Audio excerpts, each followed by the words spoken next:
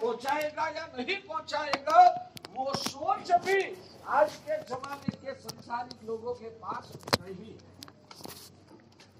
पहले भी मैंने कोई जगह पर प्रवचन में कहा है कि मार्ग जो मिलता है उस मार्ग पर चलता है, मंजिल क्या है वो जिसको पता नहीं है वो आत्मा अज्ञान है।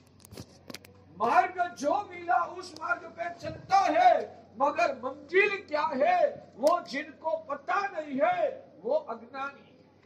और मेरी मंजिल क्या होनी चाहिए वो क्लियर करने के बाद कौन सा रास्ता, उस रास्ते से कौन सा रास्ता वो मंजिल तक पहुंचेगा, वो सोच के वो रास्ता को तय करता है, वो समझता है। आप लोगों को लगता है कि महाराज साहब का ये चारित्र जीवन कष्टमय जीवन है।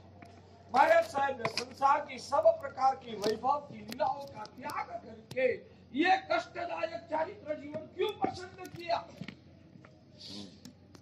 हमको संसार में 5 इंद्रिय के विषयों में मजा आता है, और महाराज साहब के जीवन में तो मैला कपड़ा पहनना, कष्ट सहन करना, कितनी भी गर्मी हो एसी पंखा का यूज नहीं करना, पैदल चलना, रात के समय कितनी भी तृषा लगे फिर भी पानी नहीं पीना, इतना कष्टमय जीवन, पराधीन जीवन। मेरा प्रश्न ये है भाग्यशाली, आपको कोई बीमारी आई है, उस बीमारी के दौरान डॉक्टर ने बताया कि आपको जो ठीक होना है तो हॉस्पिटल में आपको एडमिट होना पड़ेगा, और हॉस्पिटल में जब भी आप एडमिट होंगे तब क्या खाना, कैसे रहना, हॉस्पिटल का क्या क्या कानून है, उस सभी कानूनों का पालन करना। तो हॉस्पिटल में स्वाधीनता ज्यादा होती है या घर में स्वाधीनता ज्यादा होती है? हॉस्पिटल में स्वाधीनता ज्यादा होती है भाग्यशाली, या घर में स्वाधीनता ज्यादा होती है पुण्यशाली? तो हॉस्पिटल में एडमिट होना चाहिए या नहीं? हॉस्पिटल में एडमिट होना चाहिए या नहीं होना चाहिए?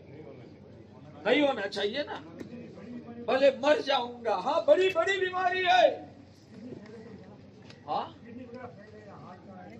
हाँ, तो मैं वो बोल रहा हूँ कि मगर वहां जाएंगे तो हॉस्पिटल की पराधीनता, डॉक्टरों का जो कानून होगा, वहां का नीति नियम होगा, उसकी पराधीनता रहे। घर में तो कोई किसी की पराधीनता नहीं, हम चाहे वो खा सकते हैं, चाहे वैसे सो सकते हैं, चाहे वैसे मजा कर सकते हैं, तो क्या करना चाहिए? बीमारी है तो हॉस्पिटल जाना है, बीमारी नहीं है तो हॉस्पिटल। और जिस व्यक्ति को मान लो कि आपका घर का एक पेशेंट है, उनको वास्तव में बीमारियां हैं, और आपने बताया, डॉक्टर के साथ आपने मसलत किया, डॉक्टर ने बताया कि इनकी बीमारी जोखिमी और हॉस्पिटल में एडमिट करने का आवश्यक है। आपने उस पेशेंट को, यानी कि आपका परिवार का ही सदस्य, लड़का भतीजा कुछ था, आपने बताया कि बेटा तेरे को बीमारी है, इसलिए ये बीमारी मिटाने के लिए, बीमारी तेरी जोखिमी है, शायद मौत भी ला सकती है, इसलिए हॉस्पिटल में एडमिट होना पड़ेगा। वो बोलेगा चाचा जी मुझे बीमारी है ही नहीं, तो क्या करना? हाँ हाँ, एक बार हॉस्पिटल में गए, वापस ठीक होने के बाद वापस वहीं पे आना है, घर पे ही आना है। हाँ आना है ना। यहाँ पे एक बार यहाँ पे वो स्वास्थ्य जीवन जी लिया तो वापस वहीं पे रहना है, यहाँ पे आने की अब कोई जगह पर क्या है, हिल स्टेशन पे घूमने के लिए गए थे, वहां कोई होटल में आपने उतारा लिया और उस होटल में आपको बीमारी आई है, उस होटल में आपको अटैक आ गया, उस होटल में आपको कोई बीमारी आ गई है। अब डॉक्टर ने बोला इमरजेंसी उनको हॉस्पिटल में दाखिल करना है, तो अब हॉस्पिटल में जाएगा तो वापिस होटल में तो आना ही नहीं है, तो क्या करना? वह जिस होटल में से उनको डायरेक्ट हॉस्पिटल में एडमिट करते हैं, उस होटल में उनको वापिस कभी भी नहीं आना है, तो क्या करना? समझ में आता है? तो स्वाभाविक है कि वहां भले पराधीनता भी हो, हॉस्पिटल के सभी कानूनों का पालन करना भी पड़ेगा, मगर मुझे ठीक होना है तो हॉस्पिटल में एडमिट होके वहां की पराधीनता का सादर स्वीकार करना, उसमें ही सही समझदारी है। वैसे हमारी आत्मा आज बीमार है, सच में कहूं भाग्यशाली जो आत्मा, राहुल भाई, जो आत्मा अपनी आत्मा को बीमार समझता है और अपनी अंदर की बीमारियां को समझ सकता है, वो आत्मा सम्यक है। और जो अपनी आत्मा की बीमारियां को समझ नहीं सकता है, सिर्फ शरीर की बीमारियों तक ही जिनकी दृष्टि सीमित है, भगवान कहते कि वो आत्मा मिथ्या है, वो आत्मा मिथ्या दृष्टि है। आप लोगों को आपके आत्मा की बीमारी नजर ज्यादा आती है या शरीर की बीमारी ज्यादा नजर में आती है? भाग्यशाली आप लोगों को, वो हमारा मिथ्यात्व का लक्षण है। भाग्यशाली मिथ्या दृष्टि आत्मा होगा ना, शरीर में कोई बुखार आ गया, खून का विकार हो गया, गुमड़े फुंसी वगैरह हो गया, तो मैं बीमार हो गया, हार्ट की नलियां ब्लॉक है तो उसकी चिंता उनको सताएगी, किडनी का कमजोर है तो वो भी उसको परेशानी महसूस होगी। यानी कि शरीर की बीमारी जिनको त्रासदायक लगती है, मगर आत्मा की बीमारी का पता भी नहीं चलता है। मेरी आत्मा बीमार है और मेरी आत्मा की ये बीमारी भयंकर है। शरीर की बीमारी ज्यादा से ज्यादा एक भव में ही दुख देने वाली है, और आत्मा की जो बीमारी है ना, वो भवों भव मेरी आत्मा को संसार में भटकाने वाली, अनंत काल तक दुखी करने वाली है। इसलिए शायद शरीर की बीमारी नहीं मिटेगी तो चलेगा, मगर आत्मा की बीमारी नहीं मिटेगी, और ऐसे ही बीमारी को, आत्मा की बीमारी को मिटाने के बिना ही मैं मर जाऊंगा तो मेरा जन्म निष्फल हो जाएगा। जहां जाऊंगा वहां मेरी हालत क्या होगी? इसलिए उनका नाभि से आवाज निकलता है, ठीक है शरीर की बीमारी को मिटाना है, मिट जाए तो अच्छी बात, नहीं मिटेगी तो चलेगा, मगर आत्मा की बीमारी नहीं मिटेगी तो नहीं चलेगा। वो जिनको नाभि में से आवाज आती है, अंदर से क्लियर चित्र होता है, भगवान कहते कि वो आत्मा सम्यक है। ये भाव बिगड़ जाए उसकी चिंता जिनको ज्यादा है, वो आत्मा मिथ्या दृष्टि, मेरा आत्मा और मेरा भव बिगड़ जाए उसकी चिंता जिन आत्मा को ज्यादा सताती है, वो आत्मा सम्यक है। ये नई व्याख्या ही भाषा, ये भाव बिगड़ जाए उसकी चिंता जिनको ज्यादा है, मगर मेरी आत्मा बिगड़ जाए, मेरे आने वाले भविष्य का भवोभाव बिगड़ जाए, वो मुझे नहीं परवरेगा। वैसी मानसिकता जिसके अंदर में सुदृढ़ खड़ी हुई है। आज हमारे वहाँ आत्मा का नुकसान, संसार को संभालने के लिए आत्मा को नुकसान कभी सहन करना पड़ता है, या तो आत्मा को संभालने के लिए संसार का नुकसान का स्वीकार करना पड़ता है। तो हमारी आत्मा किस दोनों में से किसको पसंद करती है? दूसरी बार बोल रहा हूँ, संसार का नुकसान को नहीं होने देने के लिए, संसार में नुकसान न हो जाए, संसार का नुकसान से बचने के लिए आत्मा का नुकसान जो स्वीकार करने के लिए तैयार हो जाता है, एक आत्मा ऐसी। दूसरी आत्मा ऐसी है कि संसार का नुकसान होगा तो चलेगा, मगर मेरी आत्मा को नुकसान नहीं होना चाहिए। वो चिंता जिसके हृदय में बैठी है, वो आत्मा सम्यक दृष्टि है। अपनी भूमिका क्या है? मैं कहता हूं कि जब तक ये भूमिका क्लियर नहीं हुई है ना, तब तक कितना भी धर्म करो, उपासना करो, आचार मर्यादा का पालन करो, पुण्य बढ़ाओ, शासन के कार्य करते रहो, मगर भगवान कहते कि तेरा बेस ही अभी बोगस है। अंदर से जब तक मिथ्यात्व नहीं पिघला, सम्यक्त्व की स्पर्शना नहीं हुई, आत्मा की रुचि उजागर नहीं हुई, तब तक आपका मोक्ष मार्ग में प्रवेश भी नहीं हुआ है। बाकी समझ में आता है? तो शास्त्रकार भगवंतों ने बताया कि धर्म का प्रवेश द्वार सम्यक दर्शन है। इसलिए ही परमात्मा ने सबसे पहले समकित गुण ठाणे परिणाम, मैं तो कहता हूँ हर साधक आत्मा को ये कड़ी को बार बार दिन में 100 बार रखना आवश्यक है। परमात्मा का सही ढंग से अंतर चक्षु से दर्शन भी हो पाएगा, खुद का भी अंतर चक्षु ये कड़िया का स्वाध्याय करने से खुल जाएगा। इसलिए ये कड़ी मेरे लिए तो, मेरी तो अत्यंत प्रिय कड़ी है। समकित गुण ठाणे परिणाम वली व्रत धर्म संयम सुखरम्या, ये पूरी कड़ी मेरी प्रिय कड़ी। समकित गुण ठाणे परिणाम, परमात्मा ने सम्यक दर्शन की स्पर्शना किया। सम्यक दर्शन की स्पर्शना होने की वजह से मैं आत्मा हूँ, मेरी आत्मा से जुड़ी हुई ये जो शरीर है, वो शरीर भी मेरे से पराई चीज है। वो सम्यक दर्शन को सबसे पहले अभी निर्मल करना है। इसलिए शास्त्र में जो जो पंक्तियां का सहारा अपन को प्राप्त होता है उसका सहारा हमें लेना है।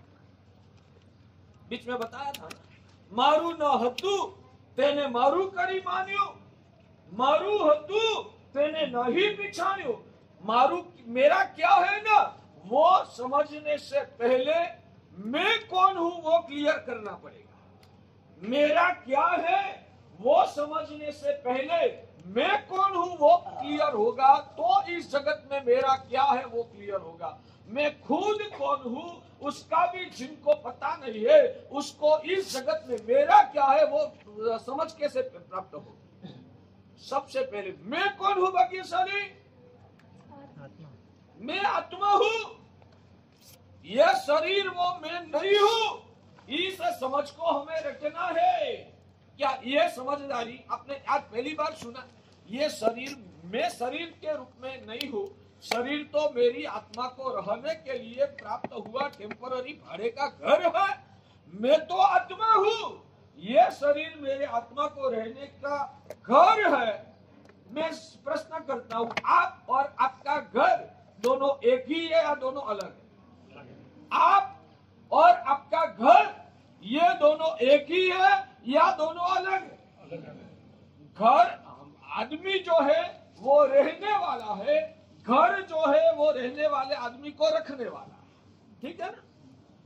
आदमी वो रहने वाला व्यक्ति है, घर आदमी को रखने वाला स्थान, दोनों चीज अलग है। वैसे ही मैं आत्मा हूँ, यानी कि आदमी की जगह पर मैं हूँ, मैं आत्मा हूँ, और ये जो शरीर है वो मेरी आत्मा को रहने के लिए मिला हुआ भाड़े का घर है। क्या भाग्यशाली। मेरा प्रश्न ये है कि ये बात आपने पहली बार सुना ना? आज सुना है ये बात? आज मेरे मुंह से पहली बार सुना ना आपने कि पहले सुना है? पक्का सुना है? कितनी एक ही बार सुना है आज तक जीवन काल में? आज तक पूरे जन्म से लेकर आपकी जितनी उम्र हुई इतने सालों में ये बात तो शायद आपने एक दो बार ही सुना है ना? हाँ, क्या बात कर, मैं मुझे तो लग रहा है अभी तक एक बार भी सुना नहीं। मुझे तो लग रहा है कि अभी तक आपने एक भी बार अभी भी नहीं सुना। ये तो आपका कान सुन रहा है, आपकी आत्मा नहीं सुन रही। ये तो आपका कान सुन रहा है, आपकी आत्मा नहीं सुन रही है। जो आत्मा एक बार इस बात को सुन लेती है ना, तो अंदर की सोच में बदलाव आ जाता है। आपकी सोच में बदलाव आया या नहीं आया? आपकी सोच में भाग्यशाली बदलाव आया या नहीं आया? नहीं आया ना। सुनते हैं तो बदलाव आता ही है, बदलाव नहीं आता है उसका मतलब भी वही है कि आपने अभी तक आपके कानों ने जरूर सुना, आपकी आत्मा ने यह बात नहीं सुना है। जब तक आत्मा नहीं सुनेगी तब तक आपका उत्थान और उद्धार नहीं हो सकता। अंदर से सुनने के बाद भावधारा में बदलाव आना चाहिए, और अंदर से बार बार संवेदना, भले आप व्यापार भी करो, भले आप भोजन भी करो, भले आप पैसा भी कमाओ, भले आप आपका परिवार को संभालो, सब करते हुए भी भगवान कहते हैं कि सम्यक दृष्टि आत्मा अंदर से निराला होता है। ये सब करने के बाद भी जो अंदर से निराला रहता है वो सम्यक दृष्टि। ये सब करते हुए उसमें फंस जाता है, खुद का आत्मभान भूल जाता है और उसमें ही फंस जाता है। भगवान कहते हैं कि वो आत्मा मिथ्या दृष्टि। सम्यक दृष्टि आत्मा समझता है कि कर्म की वजह से परिवार का सहयोग प्राप्त हुआ, कर्म की वजह से आज संसार में जिस अवस्था में मैं फंसा हूँ, तो उस अवस्था को निभाना वो मेरा कर्मों को काटने के लिए मेरा कर्तव्य है। कर्मों को काटने के लिए आप सही ढंग से उचित कर्तव्य के रूप में आपका संसार को निभाते हो, संसार को संभालते हो, तो भी भगवान कहते हैं कि संसार को संभालने से आपका कर्म कटता है। आपका कर्म को काटने के लिए आपका संसार को संभालना जरूरी हो जाता है। समझ में नहीं आया? जमती है मेरी बात? नहीं जमती तो पूछो ना, क्या प्रॉब्लम होता है? क्या प्रॉब्लम होता है? आपको घर में परिवार में माता पिता पुत्र पत्नी परिवार को लेके बैठे हैं। कर्म की वजह से ये संयोग से जुड़ा हुआ है और उसको पूरा न्याय दोगे तो आपका कर्म कटेगा। कर्म को काटने के लिए आपका कर्म की वजह से जो स्थिति का निर्माण हुआ है उस स्थिति को संभालना निभाना वो आपका कर्तव्य बनता है। इसलिए आप कोई भी व्यक्ति हमारे पास आ जाओ न, कल देवांग भाई प्रवचन सुन के खड़ा होके आएंगे, गुरु महाराज आपका ये इतने दिनों का प्रवचन सुन के मुझे मन हो गया है, मुझे दीक्षा लेना है, कृपा करके आप अनुमति दीजिए। मैं कहूंगा देवांग भाई अभी आप वापिस घर पे लौटो, आपको 2 बच्चे हैं ना, वो 2 बच्चे की जिम्मेदारी आपकी है। उन दोनों पुत्र के प्रति आपका जो कर्तव्य आप है ना वो निभाओ तो ही आपका कर्म का क्षय होगा और चरित्र के लिए आप लायक बनोगे। आपका कर्तव्य को आप ठुकरा कर यहाँ आ जाओगे तो आप चरित्र के लिए अधिकारी नहीं है, भगवान मना करते हैं। हम वापिस भेजेंगे और उनका खुद का कर्म का क्षय करने के लिए जो जिम्मेदारी आ गई है उस जिम्मेदारी को उसमें से पार उतरना, कर्तव्य निभाना वो उनका कर्तव्य है। माता पिता सभी के लिए छूटेगा कैसे? हाँ छूटेगा कैसे, बस वही बात है कि कभी कभी क्या होता है अज्ञानता और मोह की वजह से जो जिम्मेदारी नहीं होती है वैसे भी जिम्मेदारी व्यक्ति अपने सिर पर जानबूझ के उठा लेते हैं। वो तो आपका मोह का पोषण है, वो आपका मोह का पोषण है और उसमें से निकलने के लिए और विकल्प भी भगवान ने बताया है कि तेरी जो जिम्मेदारी है उसको तू किस किस रूप से निभा सकते है। वैसे तो हमारे वहां आचार्य भगवान जितेंद्र सूरी जी महाराज की बात है, नहीं जितेंद्र सूरी जी महाराज या जितेंद्र सूरी जी महाराज की बात है। शादी भी किया था, बच्चा भी था, फिर भी छोड़ के 1.5 साल का बच्चा चाचा के पर जितेंद्र सूरी महाराज 1.5 साल का बच्चा था ना। आचार्य भगवान गुण रत्न सुरीश्वर जी महाराज का संसारी सगे भाई आचार्य भगवंत जितेंद्र सुरीश्वर जी महाराज देवलोक हो गए थोड़े 10 साल पहले। वो जितेंद्र सुरीश्वर जी महाराज ने शादी भी किया था, पत्नी थी, 1.5 साल का लड़का भी था, लड़का या लड़की, लड़का होगा शायद, लड़का था। 1.5 साल का लड़का को छोड़ के दीक्षा ले लिया। क्या कर्तव्य क्या था?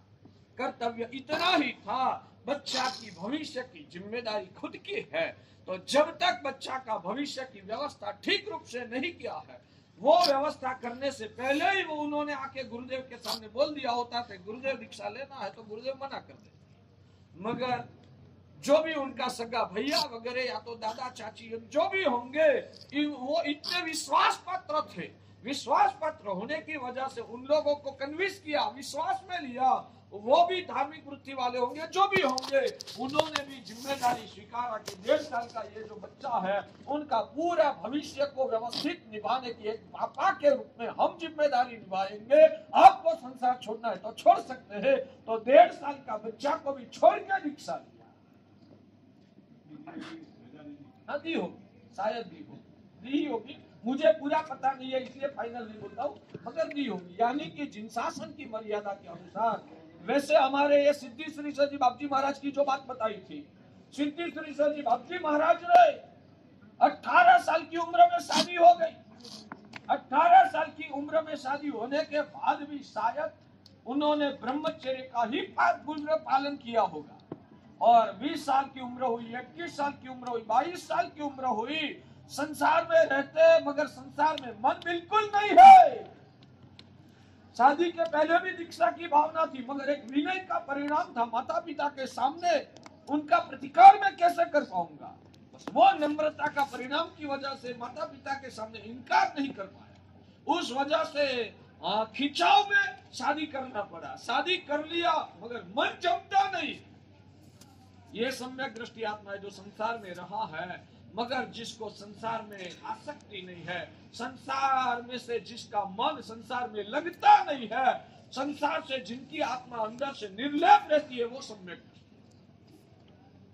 तो 20, 21, 22 साल की उम्र तक बहुत घमसान चला, अंदर घमसान चला मन में, सम्यक दृष्टि आत्मा संसार में रहता है तो भी मन में घमसान चलता, घमसान चला और सोचा अब क्या करूं, ऐसे ही समय पसार होगा तो जिंदगी बुरी हो जाएगी। आत्म साधना करने के लिए यह जीवन मिला है, पूरा जीवन बर्बाद हो जाएगा। आपको भी ऐसा तो होता ही होगा। संवेदना, विचार नहीं, संवेदना की बात है। एक बात समझना भाग्यशाली, विचार अलग चीज है और संवेदना अलग चीज है। विचार अलग चीज है, संवेदना अलग चीज है। आपको भी मन में घमसान तो होता होगा ना कि मेरा भी जीवन तो निष्फल हो जाएगा। होता है, होता है। जितना होता है तो उतनी अच्छी बात है। संवेदना में तो आत्मा अंदर से बेचैन हो जाता, मैं कहां फंस गया हूँ, यह जन्म किस लिए मिला था और मैं कहां फंस गया। जो लोग नहीं फंसे हैं ना, उन लोगों को मेरी रिक्वेस्ट है, भाग्यशाली मौका, ये उद्यान शादी से पहले ही करने का मौका आपको भगवान ने इसलिए दिया है कि ये स्वाद को चखकर, ये प्रवचन की धारा को सुनकर तू आत्मा के लिए जीवन जीना शुरू कर दे। और शायद मोह सताता है, मन में कोई डर लगता है न, तो उसके पर भगवान के वचनों का स्वाध्याय करके, अपनी आत्मा की पहचान करके, आत्मरुचि को दृढ़ बनाकर उस विषय कसाय के परिणामों के पर तुझे विजय पाना है। और तुझे सुखी चाहिए ना, पेट भरने के लिए आपको कोई भी चीज मिले तो चलती है ना, मिठाई मिले, रोटी मिले, कोई भी, उससे पेट तो भर जाता है। और मजा चाहिए तो मिठाई भी अनेक प्रकार की है। एक जगह पर गुलाब जामुन है, एक जगह पर बर्फी है। पेट ही भरना है, दोनों मिठाई है, दोनों पसंद आती है। आपको तो पेट भरने से या तो मजा लेने से ही मतलब है ना, गुलाब जामुन बनाए या बर्फी बनाए, क्या फर्क है। वैसे ही आनंद चाहिए। आनंद के लिए सामग्री की ज्यादा आवश्यकता है या आनंद की ज्यादा आवश्यकता है? आपको दोनों में से निस्बत किसके साथ है? आनंद के साथ निस्बत है या सामग्रिया के साथ निस्बत? सामग्री मिली मगर आनंद नहीं मिला तो सामग्री को क्या करने का? सामग्री भी आपको किस लिए चाहिए भाग्यशाली? आनंद के लिए ना। मैं आपको कहता हूँ सामग्री मिले या न मिले, मैं आपको आनंद दिला दूंगा तो क्या फर्क पड़ता है? हाँ? मेरी बात समझ में आती है? आपको आनंद से निस्बत है या सामग्री से निस्बत है भाग्यशाली? सामग्री से निस्बत। हाँ, बुखार मिटाना है, कोई कहता है कि मेरी ये दवाइयां लेगा ना तो तेरा बुखार मिट जाएगा। मैं कहता हूँ ये मेरा वासक्षम लेगा ना तेरा बुखार मिट जाएगा। तो आप दोनों में से पहले नंबर में क्या पसंद है? मगर वासक्षम से बुखार मिट जाएगा ना तो दवाइयां की गोली नहीं मिलेगी। वासक्षम से जो आपका बुखार मिट गया तो दवाइयां की गोली नहीं मिलेगी बाद में। हाँ, बुखार मिट गया तो गोली की जरूरत ही क्या है? समझ गया ना? मुझे तो बुखार मिटाने से निस्बत है, दवाइयां से मुझे कोई लेना देना नहीं है। ये तो दवाइयां के बिना बुखार नहीं मिटता है, इसलिए मैं दवाइयां लेता हूँ। मगर बिना दवाइयां भी बुखार मिट गया तो बात खत्म। बाद में मुझे दवाइयां की गोली की कोई आवश्यकता ही नहीं है, क्योंकि बुखार मिट गया, मैं स्वस्थ हो गया। मैं वही कह रहा हूँ, ये संसार की जितनी भी भौतिक सामग्रियां है न, ये संसार की जितनी भी भौतिक सामग्रियां है वो सब सामग्रियां दवाइयां की गोली जैसी है। ये दवाइयां की गोली लेने से आपको क्या मिलता है? अंदर मजा मिलती है, स्वस्थता आ जाती है, दुख मिट जाता है, आनंद मिलता है। अच्छा ठीक है, तुझे दवाइयां की गोली लेके क्या करना है? बुखार मिटाना है। भोग सुख की सामग्रियां का उपयोग करके तुझे क्या पाना है? आनंद पाना है। मगर मैं तुझे दवाइयां की गोली के बिना भी बुखार मिटा देता हूँ तो तुझे कोई प्रॉब्लम नहीं है ना? मंजूर है ना? बस वैसे ही भोग सुख की सामग्रियां के बिना मैं अनंत आनंद दिलाने की गारंटी देता हूँ तो तुझे सामग्रियां से क्या लेना देना? छोड़ दे सामग्रियां, मैं आनंद देने की गारंटी देता हूँ तो क्या फर्क पड़ता है? ये तो बिना साइड इफेक्ट की दवाई है। हाँ, बिना साइड इफेक्ट की दवा है। हम बातें करने में तो मशहूर है भाग्यशाली, अंदर में टच कितना होता है और आगे का स्वप्न क्या बनता है। बतरंकर सूरी जी दादा ने 23 साल की उम्र में उपधान करने के बाद निर्धार कर लिया कि मैं फंस गया, वो मेरी गलती हो गई, अब इस गलती को सुधारना मैंने जो गलती कर दिया है संसार जो मांड दिया, संसार मार्यो गुजराती में बोले, हिंदी में क्या बोलते हैं? संसार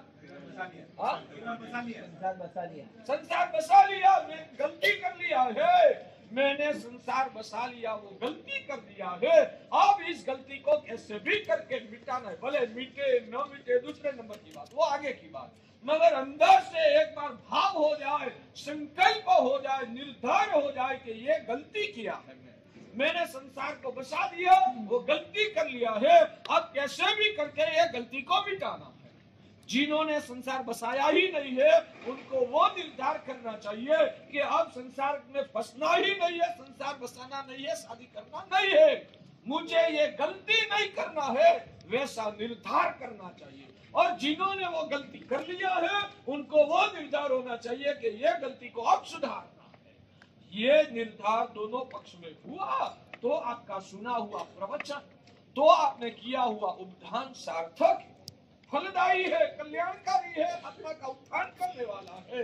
मगर अंदर में कोई ऐसा परिवर्तन ही नहीं आया, बस करना था कर लिया, मेरे लिए तो मेरा संसार जो है वो ही सही। अंदर से आत्मा को बचाने का अभिलाष भी पैदा नहीं होता है।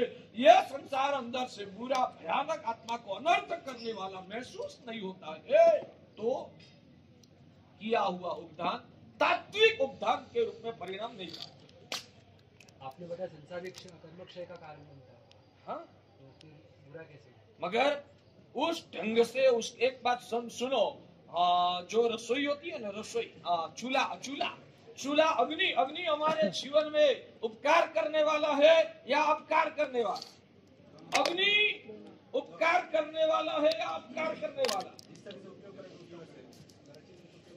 रसोई बनाने का जो हमारी बहनों को आएगा ना, तो पेट भर के हमको जीवन देगा।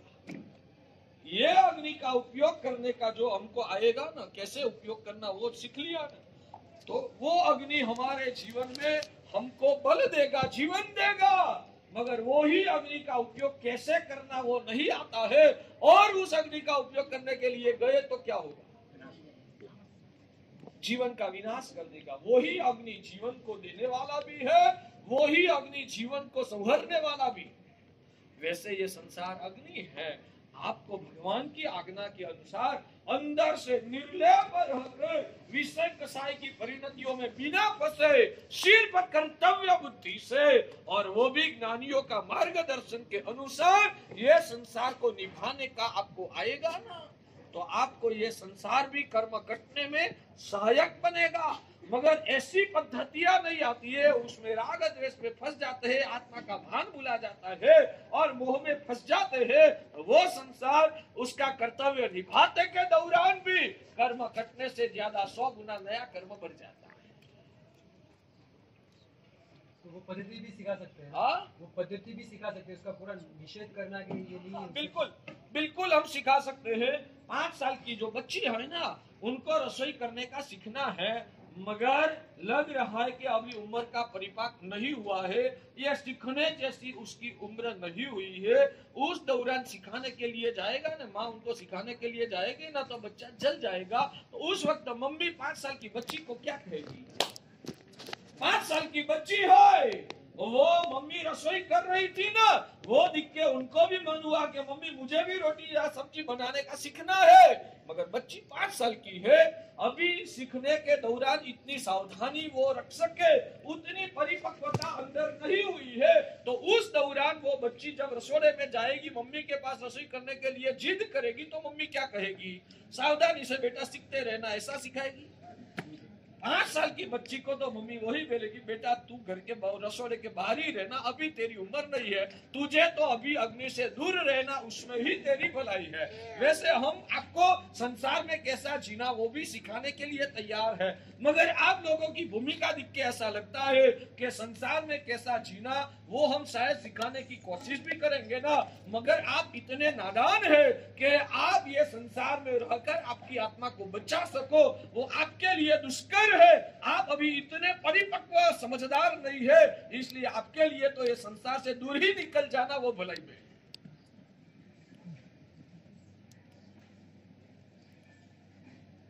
तो भाग्यशाली, ये मार्ग बहुत गहन है, हर जीव के लिए भगवान ने इतनी सूक्ष्मता से सत्य को लिखा है और भव्य जीवों को भव सागर से बचाने का, आत्मा का अनंत सुख की प्राप्ति कराने का जो अद्भुत मार्ग बताया है ना, सच में हम पुण्यशाली है कि ऐसे देवादिदेव का मोक्ष मार्ग धर्म शासन हमको प्राप्त हुआ है। मगर प्राप्त होने के बाद हमें सही ढंग से उसकी उपासना करके उसका रहस्य को समझ के हमारी आत्मा को ऊंचे उठाने का संकल्प और पुरुषार्थ करना चाहिए। तो समकित गुण ठाने परिणाम या परमात्मा ने सबसे पहले ही सम्यक दर्शन को निर्मल बनाया।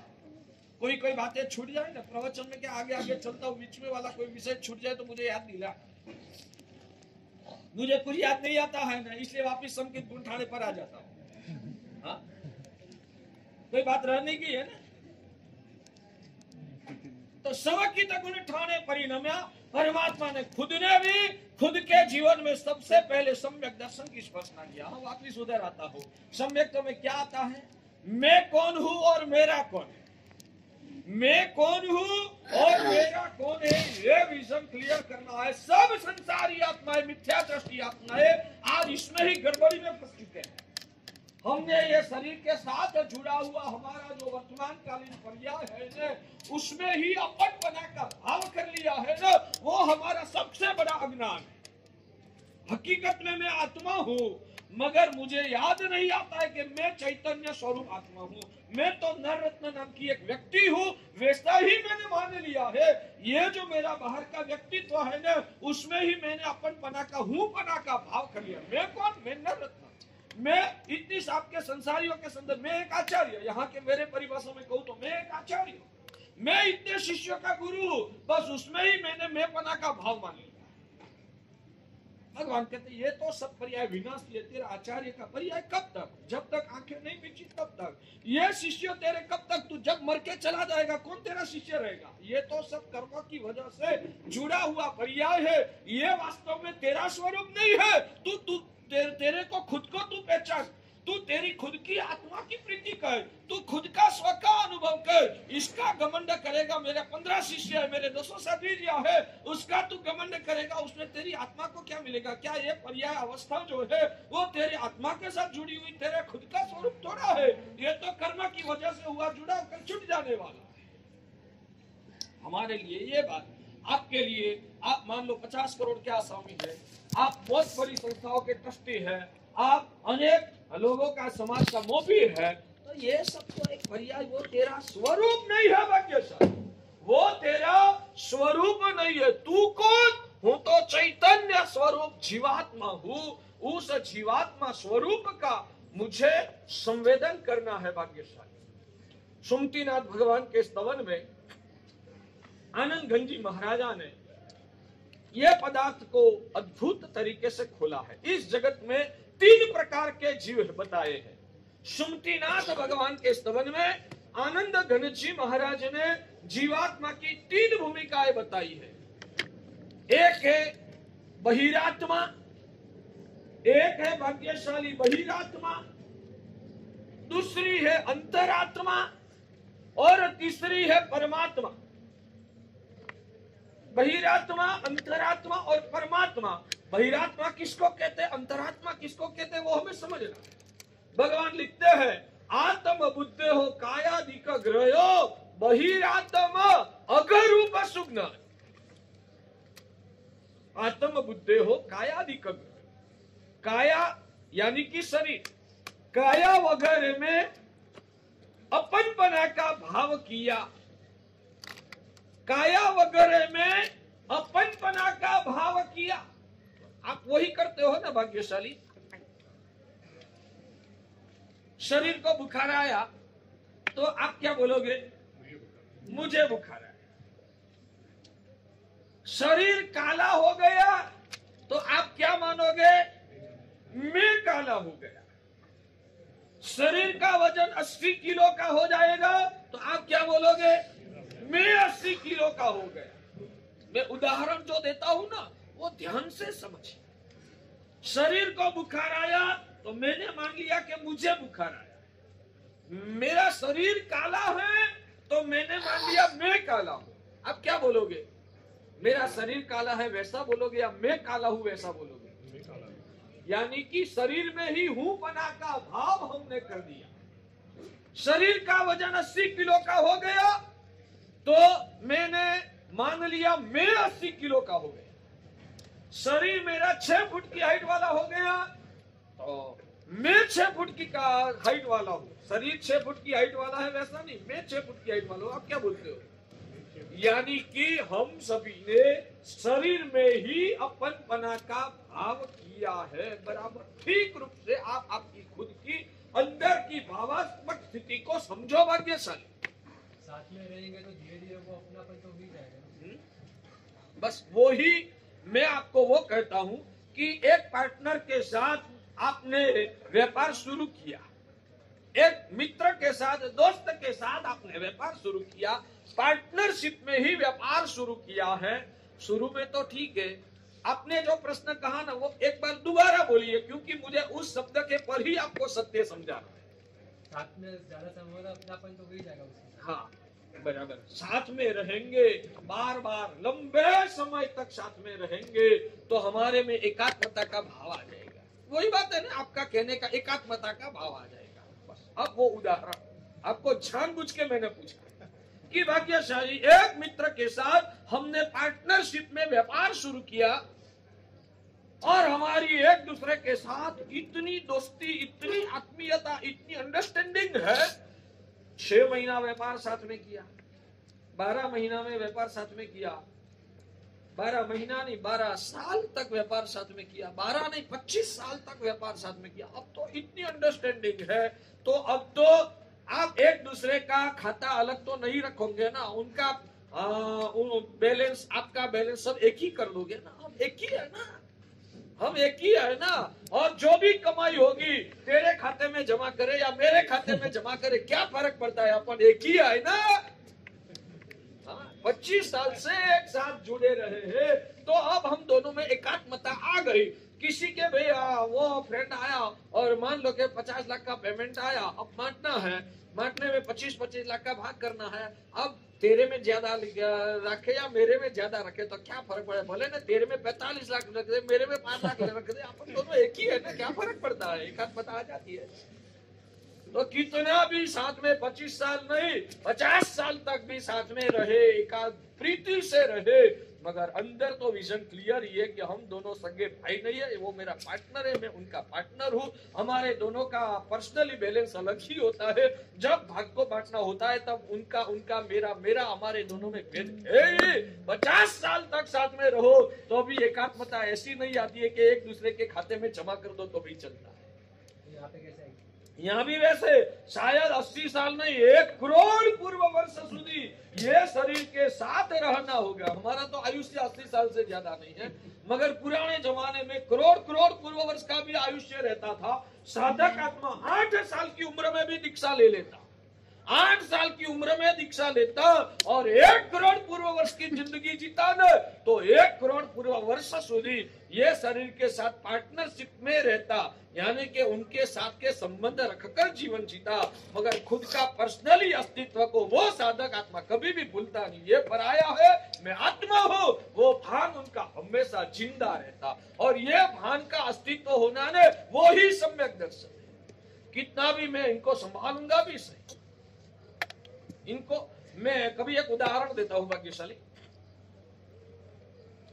आपका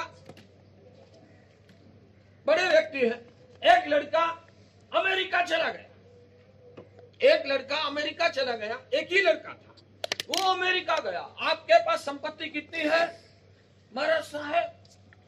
2000 करोड़ की संपत्ति, 2000 करोड़ की संपत्ति है। लड़का एक ही है, वो लड़का पढ़ाई करने के लिए अमेरिका गया, अमेरिका जाने के बाद वहां स्थायी हो गया। एक ही लड़का, लड़की भी नहीं, एक ही लड़का, पूरी संपत्ति 2000। आप तो 2000 करोड़ के मालिक है ना, तो आपके वहां बहुत सारे करीबन 50 जितने कर्मचारी आपके वहां नौकर चाकर के रूप में 24 घंटा आपके साथ, 24 घंटा आपके साथ रहते हैं। आगे बैठकर कहो तो व्यापार में वो ही आपका मैनेजर वगैरह है ना, वो ही 12 घंटा पूरा धंधा आपका अब वो ही संभालते हैं। अब आपकी उम्र हुई, आपको विल करना है, आपको विल करना है भाग्यशाली, तो किसके नाम पे विल करो? हाँ? मैंने नहीं सुना क्या बात। मगर वो बेटा जब 16 साल का था ना, तब से आपको छोड़ के चला गया अमेरिका। और ये मैनेजर लास्ट 25 साल से 50 साल से हर पल 24 घंटा आपके साथ रहकर आपको साता देता है। ये मैनेजर जो है वो 50 साल से व्यापार में आपके साथ जुड़ा हुआ, हर पल आपको सहयोग दिया है। वो लड़का तो 16 साल की उम्र में आपको छोड़ के अमेरिका चला गया है, किसके नाम पर करोगे? जो 16 साल हमारे साथ रहा उसके साथ संबंध ज्यादा, या जो 50 साल तक हमारे साथ रहा उसके साथ संबंध ज्यादा? अमेरिका में होता है। मैं आपकी बात करता हूँ, अमेरिका वालों की बात नहीं करता हूँ। आप क्या करोगे वो मेरा प्रश्न है। क्या करोगे? जवाब चाहिए राहुल भाई। कारण क्या? उनका रिश्ता है। मेरे साथ कितना रहा वो अगत्य की चीज नहीं है। मेरे साथ कितना रहा वो अगत्य की चीज नहीं है। मेरा कौन है वो अगत्य की चीज। दोबारा बोलो, मेरे साथ कितना रहा वो अगत्य की चीज नहीं है, मेरा कौन है वो अगत्य की चीज है। ये शरीर 1 करोड़ पूर्व वर्ष तक मेरे साथ जुड़ के रहेगा मैनेजर की जैसे, वो पराया। और मेरी आत्मा जो है वो मेरी है। समझ में आता है? यानी कि शरीर के साथ जुड़ाव कितनी सालों से है ना, वो अगत्य का नहीं है। भले ना 50 साल से मेरे साथ जुड़ा हुआ, मगर वो मेरा लड़का नहीं है, वो मैनेजर। वैसे ये शरीर करोड़ वर्ष से, करोड़ पूर्व वर्ष से मेरे साथ जुड़ा हुआ हो तो भी वो मेरे से पराया है। और मेरी आत्मा वो मेरा खुद का स्वरूप है, इसलिए मेरी आत्मा वो ही मेरी है। जैसे आत्मा और शरीर, इन दोनों का भेद महसूस होना, वो सम्यक दर्शन कहते हैं भगवान। आत्म बुद्धि हो कायादिक ग्रहो बहिरात्मा अगर रूप सुज्ञानी। भाग्यशाली ये सब बातें हैं ना, आपने कभी कभी सुना हो। हमारे साधु महाराज ने, साधु जी महाराजों ने बार बार सुना। तो अब वो सुनने का कोई मतलब है या नहीं? अब ये सुनने का मतलब है या नहीं? जितनी बार सुनो उतनी बार भावना पुष्ट हो। प्रवचन सिर्फ समझने के लिए, जानकारी के लिए नहीं है, भीगने के लिए।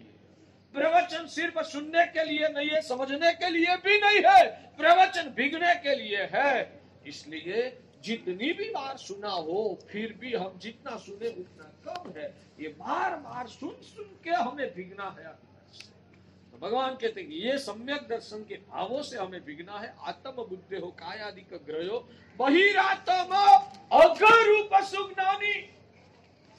सबसे पहले ये समझो कि मैं कहाँ अज्ञान में फंसा हूं। मैं खुद कौन हूं, उसमें ही मैं भ्रम में गिर गया हूं, तो मेरा कौन है वो गड़बड़ होगी।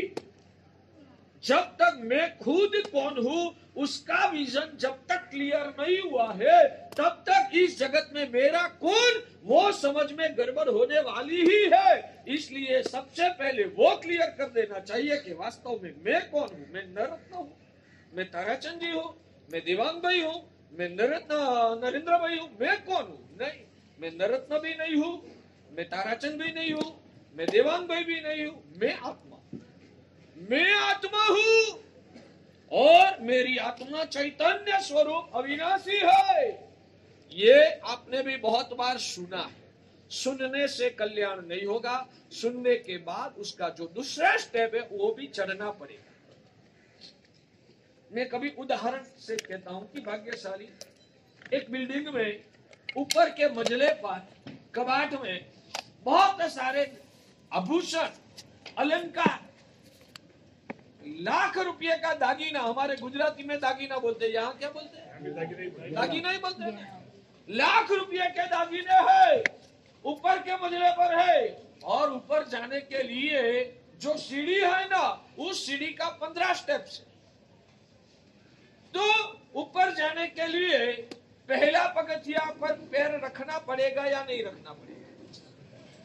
पहले पगथिये पर चढ़ना पड़ेगा या नहीं चढ़ना पड़ेगा?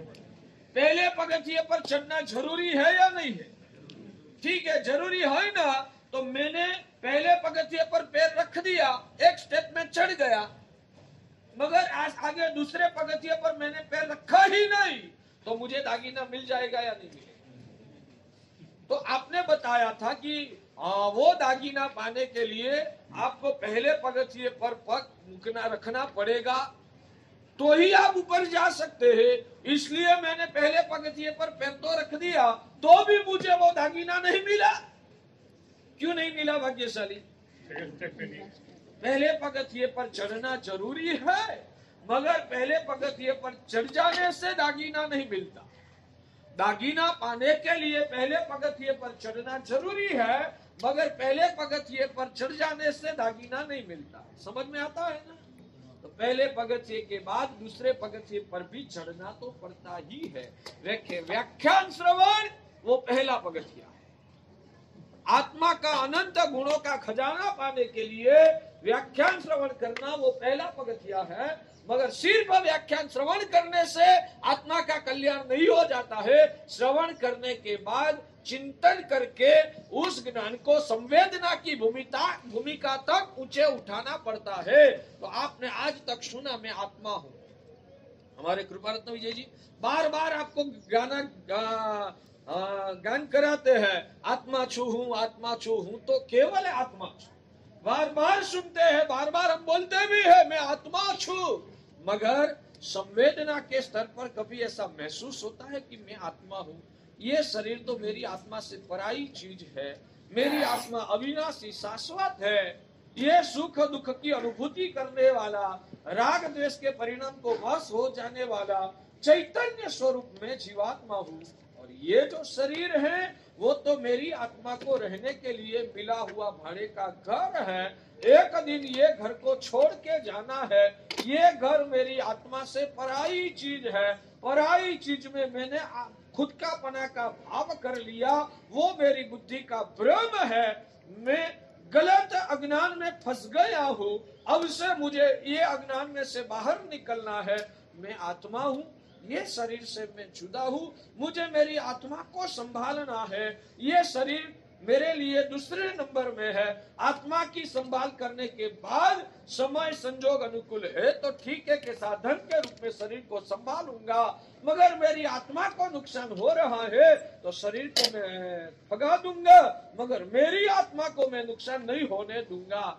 वैसी संवेदना भाग्यशाली, वैसी भावधारा कभी अंदर घुटने का आप लोगों ने कोशिश मात्र किया है या नहीं? मैं कहता हूँ ये उपधान का फल नहीं है। ये संवेदना वो उपधान का फल नहीं है। ये संवेदना तो उपधान का प्रवेश के बाद सबसे पहला चला। ये संवेदना वो तो उपधान में एंट्री लगाने के बाद प्राथमिक स्तर का, जैसे बच्चा को केजी में एक कड़े एक बगड़े बे सिखाते हैं ना, हमारे गुजराती में एक कड़े एक बगड़े बे बोले, हिंदी में क्या बोले पता है? 1 2 3 सिखाते हैं ना, वैसे ये 1 2 3 की प्रक्रिया है भाग्यशाली। मैं आत्मा, ये शरीर मेरे से पराई चीज है, उसका संवेदन करना, आपकी भाषा में कहो तो ऐसा फीलिंग महसूस करना, वैसा फीलिंग महसूस करना वो धर्म का प्रवेश द्वार है, धर्म का फल नहीं है। ये फल तो वो है ये समझने के बाद विवेक करना, जो नकामी चीज है उसका त्याग कर देना, जो अपने काम की चीज है उसको स्वीकार कर लेना। आप नकामी चीज को पकड़ के बैठे, हमने नकामी चीज जैसा संसार को छोड़ दिया और काम की जो चीज थी वो चारित्र धर्म का हमने आत्म साधना के लिए स्वीकार कर लिया, वो उपधान का फल है। हीराचंद जी इस उम्र में दीक्षा ले सकते या नहीं ले सकते? ले सकते या नहीं ले सकते? कितना हुआ आपको? कितने साल हुआ? हाँ 61। हमारे निर्लेप रत्न महाराज को 72 हो गया, यानी कि कभी भी एक बात सुनो। हाँ सुहान जी, वो सब हमारे उत्तम आराधक श्रावक भाग्यशाली। एक बात समझो, आप लेने के लिए लायक हो या नहीं हो, आपको देनी चाहिए या नहीं देनी चाहिए, आपका शारीरिक और सामाजिक संयोग के बस आधार पर आपको देना उचित है या नहीं उचित है, वो हम तय करें। वो आपको खुद को सोचना नहीं है, वो निर्णय आपको नहीं करना है। आपको तो सिर्फ भाव ही बनाना। गुरुदेव ये सुन के हमारा अंदर हिल गया। हमको भी लगता है कि जिंदगी का 10-20 साल बाकी है, वो भी पता 5-10 साल बाकी होगा, इसको क्या पता। जो 5-10-20 साल बाकी है ना, उसमें आत्म साधना करना है, नकामी चीज को छोड़ देना है। ये जो पार्टनर को पार्टनर के रूप में, मैनेजर के रूप में, नौकर के रूप में ही मानना है, खुद को बचाना है। इसलिए महाराज साहब बस अब तय कर दिया कि आपको उचित लगे तो मैं ये सब छोड़ के निकल जाने के लिए तैयार।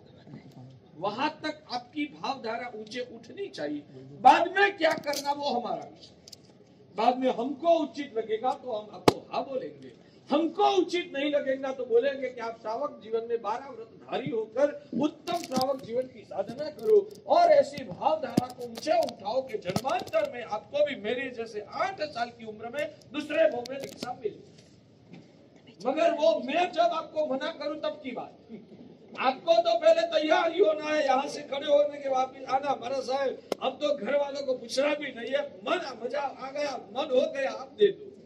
तो दूसरी बार ये बात याद दिला देता हूँ, जिन्होंने शादी कर लिया है, जिन्होंने शादी कर लिया है, उनको ये मन में लगना चाहिए कि मैंने अज्ञानता में गलती कर दिया। जो शादी के पहले ही गुरु महाराज मिल गए होते ना, तो आज ऐसे फंसते ही।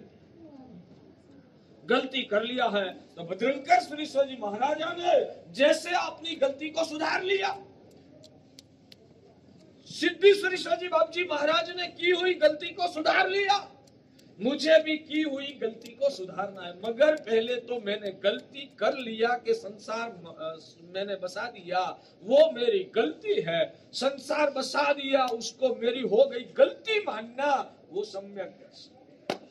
मैंने संसार शुरू कर दिया, बसा दिया, ये फंस गया, मैंने गलती कर लिया, वैसा अंदर से मानना नहीं, फीलिंग करना। मानना अलग चीज है राहुल भाई, मानना अलग चीज है। मानने का सिर्फ दिमाग से होता है। मानने का मैं मानता हूं कि मैंने गलती किया, वो बुद्धि का स्तर की बात है। और फीलिंग जो होता है, संवेदना जो होती है, वो हृदय की बात है। हृदय से संवेदना होती है, दिमाग से संवेदना कभी नहीं होती। दिमाग से संवेदना नहीं होती है, दिमाग से सिर्फ समझदारी होती है, उससे मान्यता पैदा हो सकती है। संवेदना दिमाग से कभी नहीं होती, संवेदना तो हृदय से होती है। तो भगवान कहते हैं कि सम्यक दर्शन वो दिमाग का विषय है ही नहीं, सम्यक दर्शन जो है वो हृदय का विषय है। तो हृदय से जब फीलिंग होता है कि मैंने गलती कर लिया, क्या करूं, फंस गया, अब क्या करूं, गलती को गलती के रूप में महसूस करना, वो सम्यक दर्शन। तो जिन्होंने शादी कर लिया है, जिन्होंने शादी कर लिया, संसार बसा दिया, वो ऐसे उद्धाम में जुड़े हुए आराधक आत्माओं को ये संवेदना को घुटना है कि मैंने गलती कर लिया है, अब क्या करूं, गुरु महाराज के पास जाके मार्गदर्शन प्राप्त करूं और इस गलती को सुधारना। मगर जिन्होंने गलती किया ही नहीं है, उन लोगों को वो ही संकल्प करना चाहिए, अब ये गलती मैं नहीं करूंगा। बोलो, क्या केवल आत्मा के बारे में ध्यान करना ही पर्याप्त है क्या, और क्या अन्य आवश्यक क्रिया को गौण करे तो चलता है क्या?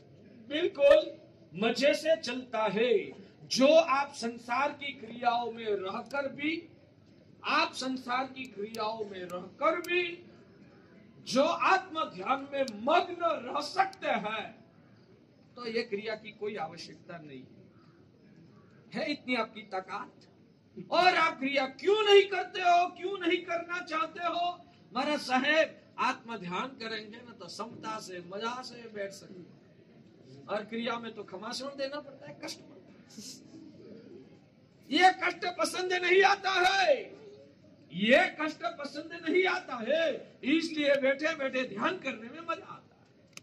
तो ये ध्यान में भी हमारी आत्मवंचना है, शरीर की सुखशीलता का राग है, और शरीर की सुखशीलता का राग को हम देख नहीं सकते हैं, इसलिए हम भ्रमणा में फंस जाते हैं कि मैं तो आत्मा का ध्यान करता हूँ ना।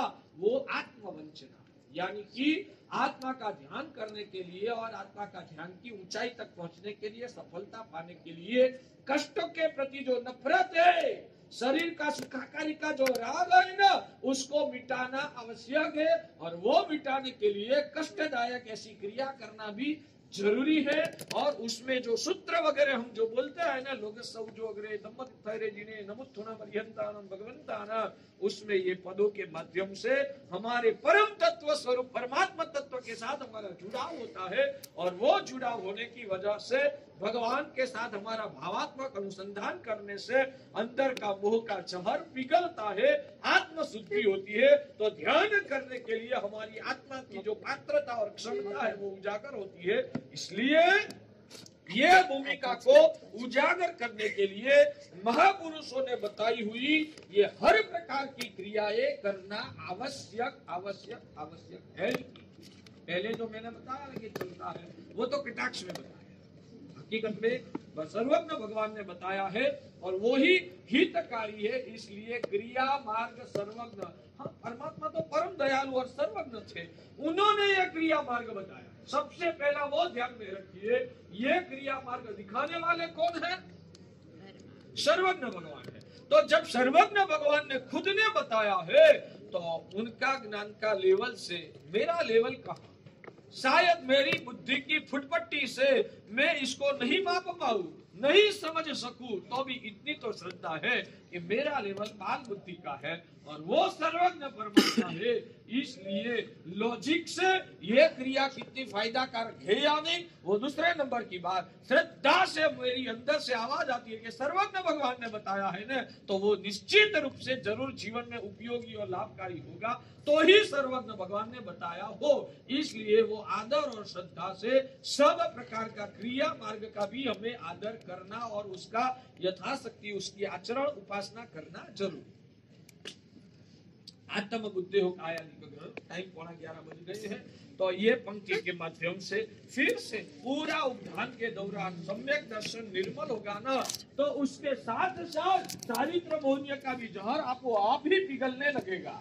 इसलिए सम्यक दर्शन की शुद्धि के लिए ये पंक्तियां को जब तक पूरा संतोष नहीं होगा, तब तक ये सम्यक दर्शन को हम रटेंगे, और यही आगे की भूमिका निर्माण करता है। बाद में संसार असार क्यों है, उसका जो 15 कारण आपको मुझे बताना है, वो शायद दूसरे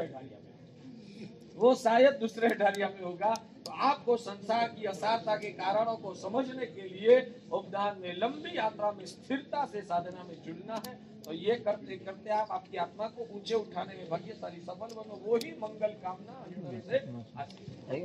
आत्मा छु